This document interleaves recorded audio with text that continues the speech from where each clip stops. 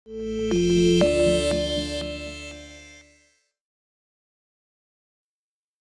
jumpa lagi di dalam ibadah mujizat hari ini. Terima kasih Ibu Lani dan terima kasih juga Ibu Vina untuk kesaksiannya sore hari ini, sangat Ya, memberkati. Pak. Ya, izinkan saya share screen dulu. Tema saya sore hari ini adalah Wonder God in Us, ya. Jadi Allah yang besar di dalam setiap kita, ya. Bapak Ibu sekalian, di dalam Lukas 17 ayat 11 sampai 19 dikatakan, dalam perjalanannya ke Yerusalem, Yesus menyusur perbatasan Samaria dan Galilea. Ketika ia memasuki suatu desa, datanglah 10 orang kusta menemui dia. Mereka tinggal berdiri agak jauh dan berteriak, "Yesus, Guru, kasihanilah kami." Lalu ia memandang mereka dan berkata, "Pergilah, perlihatkanlah dirimu kepada imam-imam." Dan sementara mereka di tengah jalan, mereka menjadi tahir, menjadi sembuh.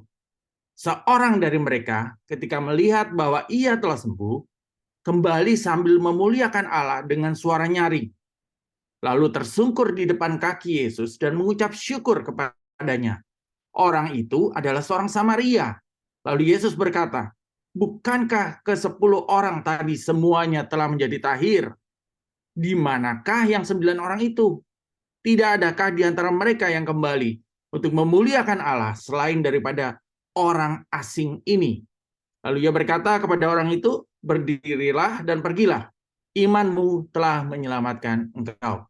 Jadi Bapak Ibu sekalian, dari kisah ini, kisah tentang 10 orang kusta yang ditahirkan, yang disembuhkan oleh Tuhan Yesus, kita bisa melihat apa yang sesungguhnya terjadi, ya. Di sini dikatakan Yesus menyusur perbatasan Samaria dan Galilea. Jadi ada perbatasan antara Samaria dan Galilea. Biasanya orang-orang kusta itu dibuang, Bapak Ibu sekalian, karena orang-orang kusta itu dianggap orang-orang yang terkutuk. Dianggap pada waktu itu adalah orang-orang, karena kusta tidak bisa disembuhkan dan bisa menular, dianggap orang-orang terkutuk, ya, kena tulah seperti itu, ya, dianggap pada masa itu. Maka mereka tidak bisa berkumpul dengan keluarga mereka. Mereka cuma bisa berkumpul sesama orang kusta dan sambil menunggu kematian atau lonceng kematian, ya, karena tidak ada obat untuk sakit kusta atau lepra. Jadi mereka ada di pinggiran-pinggiran kota. Ya, di sini dikatakan perbatasan Samaria dan Galilea, ya. Jadi karena perbatasan Samaria dan Galilea, jadi ada sebagian orang kusta orang Yahudi dan sebagian orang kusta orang Samaria karena perbatasan Samaria dan Galilea, ya. Dan kemudian dikatakan ketika Yesus memasuki suatu desa, datanglah 10 orang kusta menemui dia. Jadi 10 orang kusta ini nggak berani sebenarnya dekat-dekat sama Tuhan Yesus. Jadi mereka dikatakan berdiri agak jauh dan berteriak-teriak, "Yesus, Guru, kasihanilah kami, kasihanilah kami." Lalu dikatakan Yesus memandang mereka dan berkata, "Pergilah, perlihatkan dirimu kepada imam-imam." Bapak Ibu sekalian, di dalam Alkitab, ya, di dalam Perjanjian Lama, ya, orang yang sudah sembuh, ya, yang sudah sembuh dari kusta atau dari lepra itu harus pergi memperlihatkan diri kepada imam-imam yang sudah sembuh, loh, ya. Itu harus memperlihatkan diri kepada imam-imam, ya. Tahapannya seperti itu, sembuh dulu baru memperlihatkan diri kepada imam-imam. Imam-imam, jadi mereka tuh pakai kain kabung, ya, kain kabung, kain belacu begitu, menutupi tubuhnya, kepalanya. Kemudian mereka harus, kalau benar udah sembuh, mereka harus datang ke imam-imam dan menunjukkan bahwa mereka tuh lepranya atau kustanya sudah sembuh, ya. Imam-imam akan meneguhkan, "Oh benar, ini sudah sembuh," ya. Maka pada waktu imam-imam bilang ini sudah sembuh, nah mereka benar-benar boleh kembali, ya, kepada keluarganya, ya. Jadi benar-benar diteguhkan, dipastikan, diotorisasi, ya benar ini sudah sembuh, ya, diakui ini sudah sembuh. Nah, tetapi yang 10 orang kusta ini kan mereka belum sembuh, ya kan? Tetapi Yesus pun tidak mendoakan mereka, Yesus pun tidak melakukan hal-hal yang lain, dia cuma berkata, "Pergilah, perlihatkan dirimu kepada imam-imam." Jadi ini prosesnya dibalik, Bapak Ibu sekalian. Kalau orang biasanya di dalam kitab Perjanjian Lama dikatakan Orang yang sudah sembuh memperlihatkan diri kepada imam-imam, maka imam akan meneguhkan, oh benar sudah sembuh. Tetapi ini dibalik Bapak Ibu sekalian, mereka belum sembuh, ya. Yesus menyuruh mereka pergi memperlihatkan diri kepada imam-imam, ya. Artinya di sekeliling Yesus pada waktu itu orang-orang mulai bertanya-tanya, apa nggak salah nih Yesus? Apa nggak salah ya? Harusnya kan sembuh dulu, baru pergi menunjukkan diri pada imam-imam. Harusnya Yesus kan harusnya numpang tangan dulu atau mengusir dulu sakit penyakitnya, menyembuhkan mereka dulu, baru mereka disuruh pergi perlihatkan diri kepada imam-imam. Jadi seakan-akan logikanya terbalik Bapak Ibu sekalian. Dan ini menjadi pertanyaan juga orang-orang yang ada di sekeliling situ. Nah, tetapi dikatakan, dan sementara mereka di tengah jalan, mereka menjadi tahir. Jadi 10 orang kusta ini, ya, ketika mendengar Yesus memerintahkan seperti itu, mereka taat, Bapak Ibu sekalian. Balik badan, ya, tadinya kepada Yesus, balik badan, mau menuju ke bait Allah, menunjukkan diri kepada imam-imam, ya. Nah, sementara mereka di tengah jalan, mereka menjadi sembuh, menjadi tahir, 10-10-nya sembuh. Ya, tidak ada yang disisakan, semuanya sembuh seketika itu juga. Ya, taat, mereka sembuh. Nah, seorang dari mereka ketika melihat bahwa telah sembuh, kembali sambil memuliakan Allah dengan suara nyaring. Lalu tersungkur di depan kaki Yesus dan mengucap syukur kepadanya. Jadi satu orang saja ya yang sadar, oh udah sembuh, ya kan? Kembali dengan suara nyaring, tersungkur di kaki Yesus dan mengucap syukur kepadanya. Orang itu dikatakan adalah orang Samaria. Jadi bukan orang Yahudi, orang Samaria. Orang Samaria itu yang adalah orang Yahudi yang sudah nikah campur dengan suku lain, ya. Jadi dia anggap itu bukan murni orang Yahudi. Jadi orang Yahudi pun mengacuhkan atau mengabaikan atau tidak menganggap orang Samaria itu sebagai bagian dari orang Yahudi karena sudah nikah campur, ya. Samalah kayak sekarang itu suku Rohingya. Rohingya itu pernikahan antara orang Myanmar, orang Burma dengan Sri Lanka atau Bangladesh, ya. Jadi ada nikah campur. Nah, ini yang terjadi seperti itu, ya. Jadi orang Samaria ini nggak diakui, ya. Jadi nggak dianggap gitu. Nah, justru yang datang kepada Yesus, yang memuliakan dengan suara nyaring dan tersungkur, dikatakan mengucap syukur pada Yesus adalah seorang Samaria. Dan 9 orang Yahudi lainnya tidak datang sama sekali. Nah, ini yang Yesus tanyakan, bukankah ke-10 orang tadinya semuanya telah menjadi tahir? Di mana yang 9 orang itu? Ya, tidak adakah di antara mereka yang kembali untuk memuliakan Allah selain daripada orang asing ini? Bapak Ibu sekalian, Yesus memiliki ekspektasi orang Yahudi. Yesus orang Yahudi. Ya, orang Yahudi harusnya mengerti, ya, ketika disembuhkan dia kembali untuk memuliakan Tuhan. Itu ekspektasi Yesus. Ternyata yang 9 orang Yahudi ini enggak kembali sama Tuhan, ya kan? Langsung tetap jalan lah ke imam-imam dan menunjukkan diri pada imam. Intinya nggak kembalilah sama Tuhan Yesus, ya.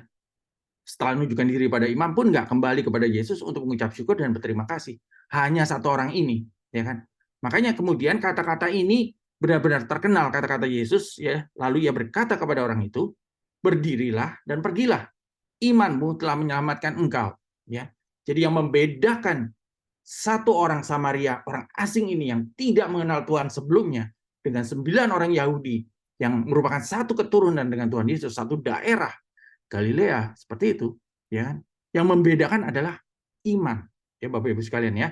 Jadi mereka 10-10-nya taat, tetapi iman yang diperlihatkan oleh orang Samaria ini dikatakan imanmu, ya, yang berbeda dari 9 orang lainnya ini telah menyelamatkan engkau. Itu kata-kata Yesus, Bapak Ibu sekalian, ya. Jadi bentuk iman, ya. Kalau kita lihat dari kata-kata perkataan Yesus ini, berdirilah dan pergilah. Imanmu, dalam kurung saya kasih catatan, tindakanmu barusan ini, yaitu datang kepada Tuhan, memuliakan Tuhan, mengucap syukur, tersungkur di kaki Tuhan, ya. Itu tindakan iman, ya. Bagian bentuk iman. Itu telah menyelamatkan engkau.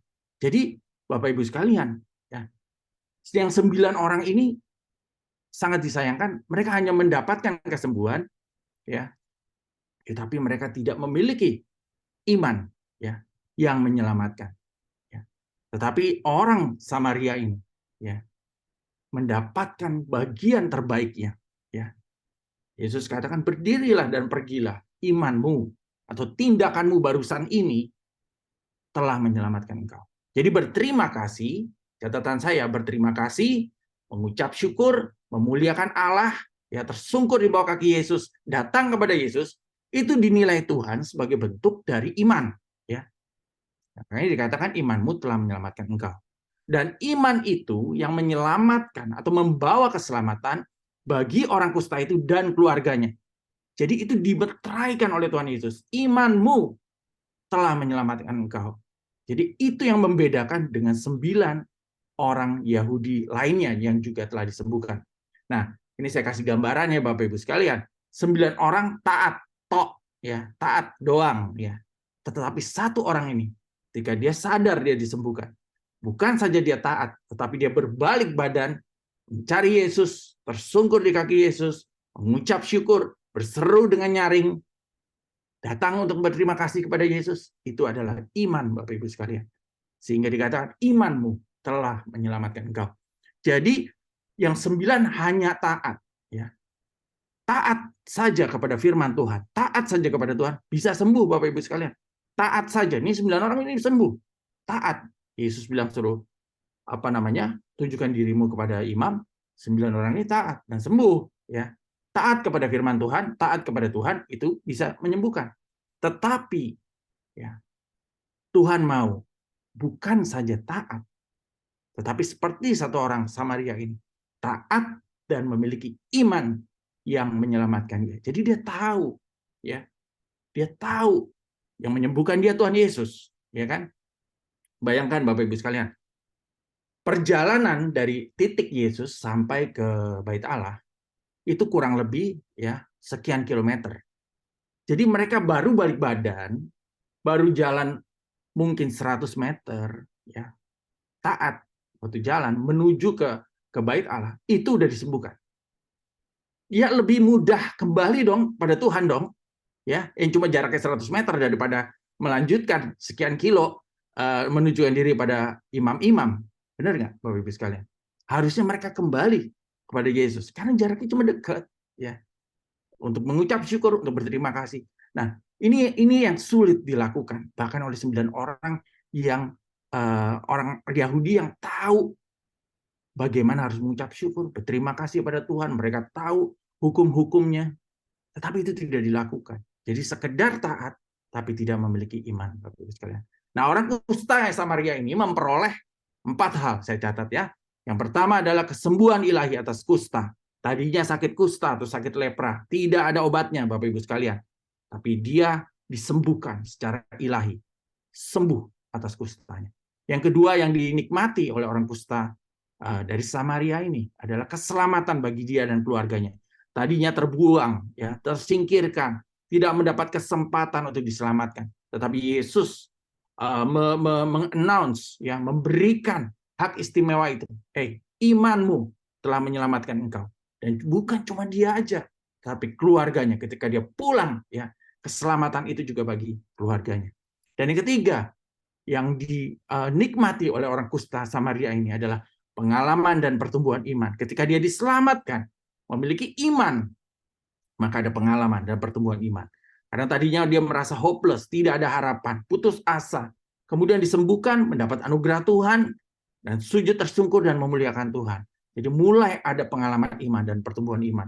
Karena dimeteraikan oleh Tuhan, imanmu dimulai dari hari ini telah menyelamatkan engkau. Dan yang keempat, penghargaan atau apresiasi dari Yesus. Dipuji tindakannya oleh Yesus di depan banyak orang, dicatat dalam kitab suci, serta diingat oleh banyak orang sampai pada hari ini. Walaupun namanya kita nggak tahu, Bapak Ibu sekalian. Ya. Nah, Bapak Ibu sekalian, saya menganalogikan hal tadi dengan proses pembuatan batik, Bapak Ibu sekalian. Saya sempat belajar pembuatan batik beberapa tahun yang lalu, ya, di area pembatikan, ya, jadi industri batik saya belajar waktu itu, Bapak Ibu sekalian. Jadi di dalam ketika seseorang sudah pengrajin batik itu membuat batik, ya, dia udah selesai dengan malam itu untuk batik tulis dan batik cetak, batik cap gitu ya, batik stempel. sudah selesai semua pewarnaannya, udah pencelupan, udah dijemur, udah. Nah, ada satu proses lagi namanya fiksasi, yaitu supaya mengikat warnanya, supaya pada waktu dicuci pertama kali, dibeli oleh customer, dicuci pertama kali itu nggak luntur, warnanya nggak pudar. Namanya fiksasi atau pengikatan warna. Ya, itu menyempurnakan atau mengikat warna yang sudah ada pada batik tersebut. Jadi tujuan utama fiksasi atau penguncian warna adalah untuk menjaga sel dan komponen jaringan pada keadaan life-like state. Secara umum terdapat dua tipe fiksasi untuk spesimen biologi, yaitu fiksasi fisik dan fiksasi kimia. Nah, material yang digunakan untuk mengunci warna alam itu dalam batik, bahan pengunci zat warna itu terdiri dari 3 jenis, yaitu tawas, kapur, dan tunjung. Tunjung, kapur, dan tawas merupakan bahan fiksasi yang dinilai relatif aman terhadap lingkungan, mudah didapat, serta murah sehingga banyak digunakan oleh pengrajin batik. Jadi saya mau kasih tahu Bapak Ibu sekalian bahwa untuk mendapatkan batik yang sempurna, proses terakhirnya harus disempurnakan, diikat warnanya supaya nggak luntur, supaya nggak hilang pudar warnanya. Namanya fiksasi, ya, proses penguncian warna. Nah, orang Samaria tadi, ya, ketika dia datang pada Tuhan, dia mengunci, ya, mengunci imannya, mengunci ucapan syukurnya, mengunci keselamatannya, ya. Ketika dia datang pada Tuhan, Tuhan meteraikan itu, dikunci, ya, itu adalah bagiannya dia. Pergilah, berdirilah, imanmu telah menyelamatkan engkau. Jadi diotorisasi, dikunci, ya. Tidak seorang pun dapat mengambil bagian yang diberikan kepada orang Samaria tersebut. Nah, dua pelajaran dari kisah ini, Bapak Ibu sekalian. Yang pertama adalah kesembuhan, itu fix dari Tuhan. Ya, kita udah dengar kesaksiannya Ibu Vina, ya, walaupun melalui proses dokter, operasi, tetapi kesembuhan itu murni, fix dari Tuhan. Ya, kita lihat juga dalam kisah ini 10 orang kusta semuanya sembuh. Tuhan bisa sekedar menyuruh, ya, dan orang tersebut taat dan sembuh, ya. Tanpa didoakan loh, tadi ceritanya 10 orang kusta. Semua benar-benar kesembuhan ilahi. Taat, langsung disembuhkan. Jadi kesembuhan fix dari Tuhan. Tuhan tidak pernah menolak mereka yang datang untuk alasan apapun, termasuk hanya ingin disembuhkan. Ya, 9 orang kusta tersebut, ya, cuman ingin disembuhkan. Itu pun tidak ditolak sama Tuhan. Tuhan sembuhkan. Ya, jadi kesembuhan fix datangnya dari Tuhan kita. Dan kedua, sempurnakanlah kesembuhan. Inilah yang seharusnya dilakukan oleh setiap kita. Sempurnakan kesembuhan dengan ucapan syukur. Jadi sembuh saja tidak cukup. Harus disempurnakan atau dikunci dengan datang pada Tuhan melalui ucapan syukur sebagai bentuk iman dan keberserahan penuh kepada Tuhan. Firman Tuhan berkata, berbahagialah orang yang tidak melihat, namun percaya, Bapak Ibu sekalian. Jadi orang Samaria ini sudah disembuhkan dan dia mengucap syukur. Ya, itu baik. Tetapi level yang tertinggi untuk setiap kita anak-anak Tuhan adalah sekalipun kita belum disembuhkan, sekalipun kita belum melihat secara physically, baru melihat ya perubahan-perubahan sedikit. Tetapi ketika kita mengucap syukur, berterima kasih, kita sedang mengunci kesembuhan kita dengan keberserahan kepada Tuhan dan sebagai bentuk iman kita percaya kepada Tuhan. Ya, saya menutup dengan firman Tuhan. Ya, dari 1 Tesalonika 5 ayat 16 sampai 18 dikatakan, bersukacitalah senantiasa, tetaplah berdoa, mengucap syukurlah dalam segala hal, sebab itulah yang dikehendaki Allah di dalam Kristus Yesus bagi kamu. Jadi yang dikehendaki Tuhan dari setiap kita, Bapak Ibu sekalian, berdoa, bersukacita, dan mengucap syukur dalam segala hal. Apapun yang kita hadapi, walaupun kita masih dalam proses perjalanan untuk disembuhkan, walaupun kita baru mengalami, ya, sedikit proses kesembuhan, ada progresnya, tetap mengucap syukur, tetap bersukacita, dan tetap berdoa. Ini yang dikehendaki Allah di dalam Kristus Yesus bagi setiap kita. Mari kita berdoa. Saya akan mendoakan Bapak Ibu sekalian. Sebelumnya saya mau mengundang Bapak Ibu untuk memperbaharui iman percaya Bapak Ibu masing-masing. Ya, sembuh itu bagiannya Tuhan dan Tuhan telah lakukan. Ya, fix dari Tuhan. Tetapi bagian kita adalah percaya dan taat serta membuka hati, ya, untuk memperbarui iman kita. Sore hari ini taruh tangan Bapak Ibu sekalian di dada Bapak Ibu masing-masing dan Bapak Ibu boleh mengikuti doa saya untuk memperbarui iman percaya Bapak Ibu sekalian. Bapak yang Maha Baik, terima kasih. Silakan ikuti doa saya secara walaupun di unmute ya. Bapak terima kasih Tuhan, sore hari ini kami mau merespon firman-Mu Tuhan. Tuhan kami mau membuka hati untuk Tuhan. Kami mau membuka hati untuk percaya kepada Tuhan. Tuhan, ampuni setiap dosa dan kesalahan kami. Ampuni setiap dosa yang aku lakukan. Tuhan. Pulihkan aku Tuhan. Pulihkan dan ampuni aku Tuhan. Sore hari ini aku mengundang Engkau masuk ke dalam hatiku sebagai Tuhan dan Raja dalam hidupku. Berdaulat atas hidupku, berkuasa atas hidupku. Pimpin hidupku mulai dari sore hari ini sampai Engkau datang yang kedua kalinya. Aku percaya aku adalah anak Tuhan yang dipilih dan dimeteraikan. Tuhan berdaulat dalam kehidupanku sehingga tidak ada kekhawatiran, rasa takut atau kegentaran karena Tuhan ada bersamaku sebagai Bapa yang baik. Terima kasih Tuhan, dalam nama Tuhan Yesus. Saya akan berdoa untuk sakit penyakit Bapak Ibu sekalian. Taruh tangan Bapak Ibu masing-masing di bagian yang sakit. Dan saya akan berdoa untuk Bapak Ibu sekalian. Di dalam nama Tuhan Yesus, dengan otoritas di dalam nama, di atas nama segala nama, di dalam nama Tuhan Yesus, aku perintahkan semua sakit penyakit, apa itu sakit stroke, apa itu sakit jantung, apa itu sakit kanker, apa itu sakit mah, apa itu sakit ginjal, apa itu sakit penyakit vertigo, apa itu sakit penyakit ginjal, atau penyakit apapun juga yang ada di atas muka bumi ini, yang diderita saat ini oleh peserta Zoom di tempat ini. Aku perintahkan di dalam nama Tuhan Yesus. Aku cabut setiap sakit penyakit. Dan aku perintahkan pergi di dalam nama Tuhan Yesus. Aku perintahkan di dalam nama Tuhan Yesus. Kesembuhan masuk dan terjadi. Dari ujung kepala hingga ujung jari kaki mengalir mujizat Tuhan. Atas seluruh peserta Zoom ini. Di dalam nama Tuhan Yesus. Aku perintahkan mujizat terjadi. Di dalam nama Tuhan Yesus. Oleh bilur-bilur Yesus. Aku telah disembuhkan. Oleh bilur-bilur Yesus. Setiap peserta Zoom ini telah disembuhkan di dalam nama Tuhan Yesus. Kami terima dengan iman kesembuhan di dalam nama Tuhan Yesus. Terima kasih Tuhan. Engkau Allah penyembuh. Engkau tabib yang agung. Engkau pencipta langit dan bumi. Dan tidak ada satu penyakit pun yang dapat bertahan di bawah kolong langit ini dan di bawah nama Tuhan Yesus. Tidak ada satu penyakit pun yang dapat bertahan. Kami percaya kami telah disembuhkan oleh bilur-bilur Yesus. Menerima dengan iman Tuhan, dengan pengucapan syukur, dengan terima kasih Tuhan, di dalam nama Tuhan Yesus. Terima kasih Tuhan. Segala kemuliaan hanya bagi nama-Mu, berkat-Mu atas seluruh peserta Zoom. Haleluya. Amin.